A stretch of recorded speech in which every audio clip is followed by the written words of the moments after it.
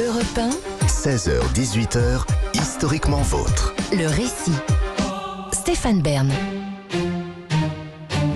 Son fan club ne me contredira pas. Elle est l'une des plus grandes figures de la littérature anglaise. Difficile de passer à côté de ses romans où se mêlent mauvaises conditions des femmes de l'époque et bons sentiments. Si ces héroïnes finissent toutes par se marier, elle ne le fit jamais. Je vous raconte maintenant une éternelle demoiselle dont le célibat a fait couler beaucoup d'encre, la romancière Jane Austen. Au XVIIIe siècle, en Angleterre, les femmes sont considérées comme d'éternelles mineures, sous la tutelle d'un père d'abord, puis celle d'un époux. La société géorgienne, sous le règne des rois Georges, donc, ne leur laisse pas le choix. La reconnaissance passe par le mariage. À 16 ans, les demoiselles sont toutes lancées dans le monde. Elles virevoltent de mondanité en mondanité. Le bal est souvent l'événement le plus propice pour dénicher un époux. Pour quasiment toutes, il faut un bon parti pour s'assurer un joli train de vie. Mais pas pour Jane Austen. Tout doit être préféré ou supporté plutôt que de se marier sans affection. Le message est clair. Jane Austen ne se mariera jamais sans amour. Bien qu'elle ait mené toutes ses héroïnes à la noce, la romancière restera donc célibataire. Jane voit le jour en décembre 1775 à Steventon, dans le Hampshire, sous le règne du roi George III. Elle est la fille cadette d'un pasteur et de son épouse qui appartiennent à la petite noblesse provinciale, la gentry. Son enfance se déroule dans une ambiance joyeuse, chaleureuse et érudite. Après le dîner, on lit à haute voix. Tout le monde manie la plume. Le père pasteur rédige ses sermons. La mère écrit des vers. La famille crée des pièces de théâtre et les joue l'été dans la grange.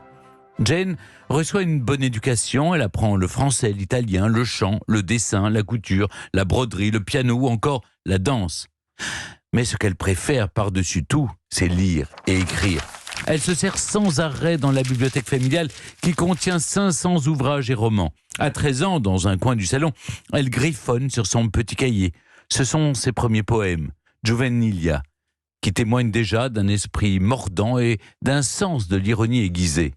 Mais la famille connaît des temps difficiles. Miss Austen veut voir ses filles mariées et bien mariées. Il faut dire que Jane a du succès. Son neveu la décrira ainsi. Elle était très séduisante, plutôt grande et élancée, avec une démarche légère et assurée. Elle respirait la bonne santé et la vivacité. Elle avait des joues rondes, de grands yeux noisettes et ses cheveux châtains formaient des boucles naturelles qui encadraient son visage. À 20 ans, à Noël 1795, Jane rencontre un jeune Irlandais en la personne de Thomas Lefroy. Tom est étudiant en droit. Pour la première fois, son pouls accélère. Son cœur chavire. Jane tombe amoureuse. Comme elle le confie dans les lettres qu'elle rédige à l'attention de sa sœur Cassandra, « J'ai presque peur de te raconter comment mon ami irlandais et moi nous sommes comportés. Imagine-toi tout ce qu'il y a de plus dissolu et de plus choquant dans notre façon de danser et de nous asseoir ensemble. » Mais le jeune homme dépend de son oncle qui finance ses études. Et son oncle s'oppose à cette union. Fin janvier, Tom doit quitter le Hampshire et Jane avec. La grande aventure de la vie de la romancière n'aura duré qu'un petit mois. Ils ne se reverront jamais. Mais l'on sait qu'il ne l'oubliera jamais et prénommera sa fille Jane. Ce premier et dernier chagrin d'amour donne naissance à l'écriture de ses plus beaux romans. Mariée avec des enfants et éduquée, Jane aurait-elle pu donner naissance à tant de ses chefs-d'œuvre ? Quelques mois après la rupture avec Tom, elle commence l'écriture de First Impressions, qui deviendra Pride and Prejudice, Orgueil et Préjugés. En décembre 1802, Harris Bigwither lui demande sa main. C'est un ami de la famille. Jane le connaît depuis l'enfance, mais elle n'a pour lui aucune attirance. Grand gaillard, un peu quelconque, l'homme n'est pas un expert en séduction, mais il a d'autres qualités, plus matérielles, d'éther par exemple, et de l'argent. Alors, à l'aube de son 27e anniversaire, pour faire plaisir à sa famille, elle dit oui. Mais aussitôt après, dans la nuit, Jane regrette cette décision. Elle veut aimer, c'est plus fort qu'elle. Le lendemain, elle décline la proposition. Une femme n'a pas à épouser un homme sous le simple prétexte qu'il le lui a demandé ou qu'il l'aime, écrit-elle dans Emma, un autre de ses romans où son héroïne dit précisément ce que son auteur ressent. Avec ce nom, Jane Austen scelle son destin, celui de célibataire, tristement surnommé à cette époque « vieille fille ». Heureusement, ses 6 frères sont là pour subvenir aux besoins de la famille. Edward met à leur disposition un cottage dans la ville de Chawton. Henry, lui, certainement son préféré, parvient à convaincre l'éditeur Thomas Egerton de publier les romans de sa sœur. Sous pseudonyme, évidemment.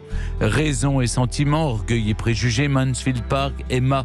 Ces romans qui dénoncent le système patriarcal et surtout la dépendance des femmes à l'égard du mariage connaissent un beau succès, à la fois auprès de la critique et du public. Mais personne ne sait encore qui en est l'auteur. Jane Austen n'est pas connue, mais elle peut subvenir à ses besoins. À 38 ans, elle sait que la question du mariage est enterrée. Tout cela, c'est derrière elle et elle en est ravie. Elle écrit « Maintenant que la jeunesse m'abandonne, je trouve bien des agréments à être une sorte de chaperon, car on m'installe sur le sofa près du feu et je peux boire autant de vin qu'il me plaît. » 3 ans plus tard, en 1817, la romancière s'éteint, probablement à cause de la maladie d'Addison, une insuffisance surrénalienne causée par la tuberculose. 2 romans, L'abbaye de Northanger et Persuasion, sont publiés à titre posthume. Ils sont signés de son nom, Jane Austen. Le monde connaît désormais l'identité de la jeune romancière et s'attache vite à elle, même si elle n'est plus là pour le voir. Bien des années plus tard, en 1870, son neveu, James Edward Austen Leigh, publie l'ouvrage « Souvenirs de Jane Austen » qui donne naissance au jeanettisme.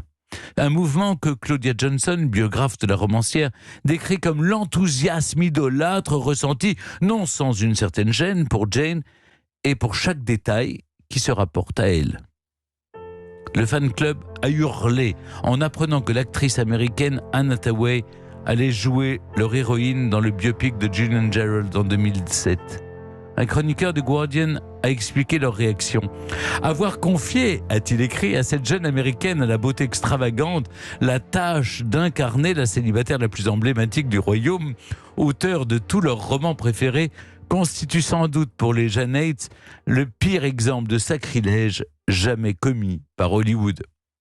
Et si la célibataire la plus emblématique du royaume ne l'était pas vraiment? C'est un récent rebondissement. En 2017, les archives du Hampshire ont révélé 2 documents absolument étonnants. Des certificats de mariage de Jane Austen. Le premier avec un certain Edmund Arthur William Mortimer de Liverpool. Le second avec Henry Frederick Howard Fitzwilliam de Londres. Qui sont-ils? On ne le sait pas. Peut-être même n'ont-ils jamais existé, car ces certificats-là, il est probable que Jane les ait rédigés étant adolescente. À défaut de trouver l'âme sœur, pourquoi ne pas se l'inventer? Europe 1, historiquement vôtre.